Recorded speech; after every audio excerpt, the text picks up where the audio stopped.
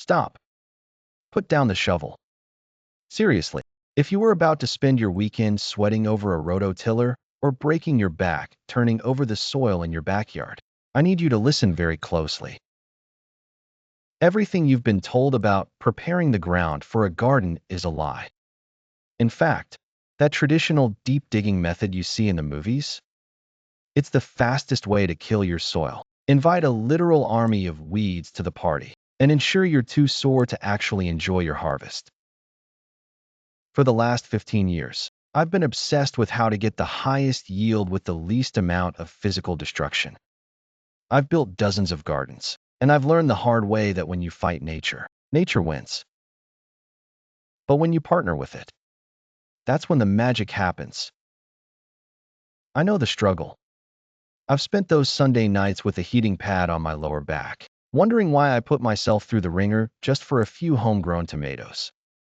You want a lush, productive garden, but you don't want it to feel like a second full-time job at the construction site. The truth is, your soil is a living, breathing city. It's a complex network of fungi, bacteria, and hardworking earthworms. When you dig, you're essentially dropping a nuclear bomb on that city. You're flipping their world upside down, crushing their tunnels, and, here's the kicker, you're actually bringing thousands of dormant weed seeds to the surface where they can finally sprout and ruin your life. But it gets worse. By tilling, you're exposing all that precious organic matter to the air, where it oxidizes and disappears. You're left with dirt, not soil. There is a better way. It's a way that uses two of the most basic materials on the planet, cardboard and compost. I know it sounds a little crazy, smothering your grass with old shipping boxes, but stick with me. This isn't some lazy shortcut that gives you mediocre results. This is the gold standard for professional market gardeners and some of the most successful organic growers on the planet. We're going to build a biological powerhouse right on top of your existing lawn. No digging up sod. No renting heavy machinery. No blisters. Think about the forest floor. Nobody goes out into the woods with a shovel to turn the earth every spring. Yet the trees grow massive and the soil is the richest on earth. Nature builds from the top down.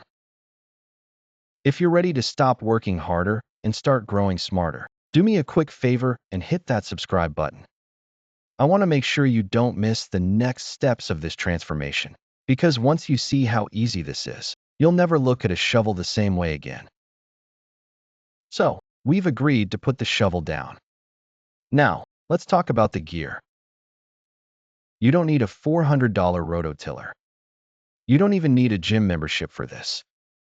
But you do need the right raw materials, or this whole no-dig experiment is going to turn into a soggy, cardboard mess in your backyard. Here's the secret. We aren't just covering the ground. We're building a biological engine. First, let's talk about your shield.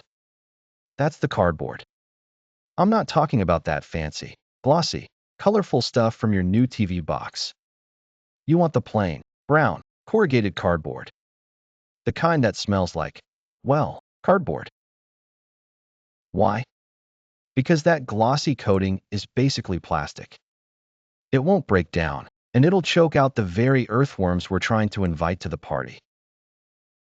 But it gets worse if you leave the tape on. Every single piece of plastic packing tape, every staple, every shipping label, take it off. It feels tedious, I know, but trust me, you don't want to be picking plastic confetti out of your organic lettuce 3 months from now. Now, you might be asking, how much cardboard do I actually need? You need enough to overlap every single edge by at least 6 inches. If you leave even a tiny gap, those weeds, the dandelions, the crabgrass, the stubborn stuff, will find the light. They're like heat-seeking missiles for sunshine. If there's a crack, they're coming through. Think of this like shingling a roof, but on the ground. You want a solid, impenetrable barrier that tells the grass underneath, your time is up. It's time to become compost. But cardboard alone is just a desert. We need the fuel. That's where the compost comes in. And this is where most beginners trip up. They go to the big box store, grab the cheapest bag of topsoil, and wonder why their plants look like Charlie Brown's Christmas tree. Topsoil is not compost. Topsoil is often just screened dirt. You want the black gold. You want well-rotted, organic compost that smells like the floor of an ancient forest. It should be dark, crumbly, and full of life. If you're doing a small bed, bags are fine. But if you're going big, call a local landscape supply yard. Tell them you want vegetable-grade compost. It's cheaper in bulk, and they'll drop a mountain of it right in your driveway. Now, I know this sounds like a lot of hauling, but stick with me. This is the only time you're going to do this heavy lifting. Once this bed is established, you're basically on cruise control for years.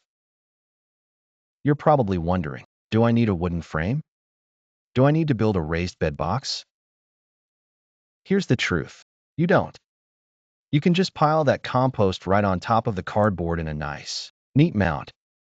It's called an in-ground no-dig bed. It saves you hundreds of dollars on lumber, and it actually stays hydrated better because it's connected to the earth. But before we lay a single sheet down, there is one critical step most people skip.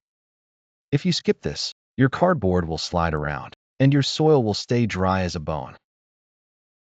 I want you to soak the ground. Not just a light sprinkle. I mean a deep, saturating soak. You want that grass underneath to be ready to rot. If you're finding this helpful, drop a comment below and tell me, what's the one weed that's been driving you absolutely crazy in your yard? I've dealt with them all, and I promise you, this method is their worst nightmare. The ground is soaked. The cardboard is tape-free. Now, it's showtime. We're about to build what I like to call this soil lasagna. Start by laying your cardboard directly over that wet grass. Remember that 6-inch overlap we talked about? I mean it. If you're stingy with the overlap, a single blade of Bermuda grass will find that gap and treat it like a highway to the surface. But here's the step most people miss. Once the cardboard is down, soak it again. You want those boxes to be floppy and heavy.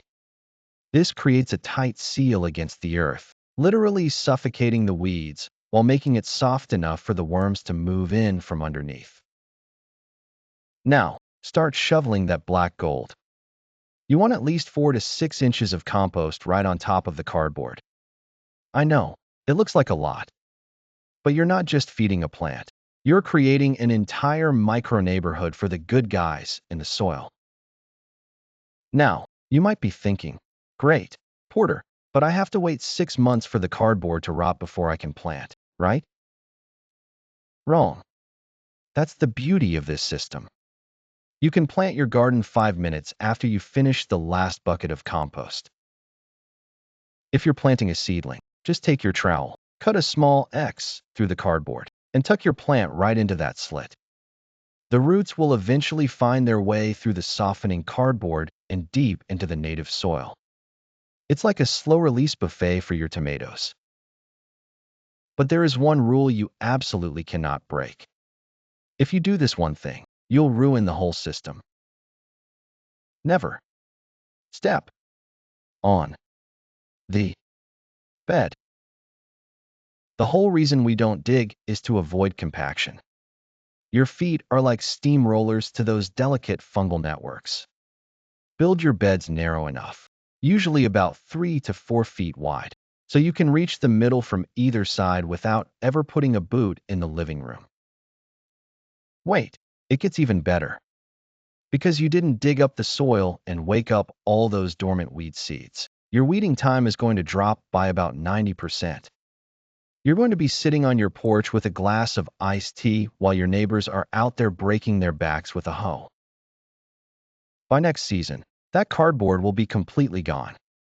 It'll be processed into rich, dark humus by the earthworms, and your soil will be so soft you could stick your arm into it up to the elbow. I know this feels like a massive shift from how your grandfather did things, but I promise you, Once you see your first harvest from a no-dig bed, you'll never look at a shovel the same way again. So, here's your homework. Go to the grocery store or a local appliance shop and start hoarding those brown boxes. You're back, and your garden well, thank you. If you found this master guide helpful, it would mean a lot if you shared this video with a friend who's tired of fighting their yard.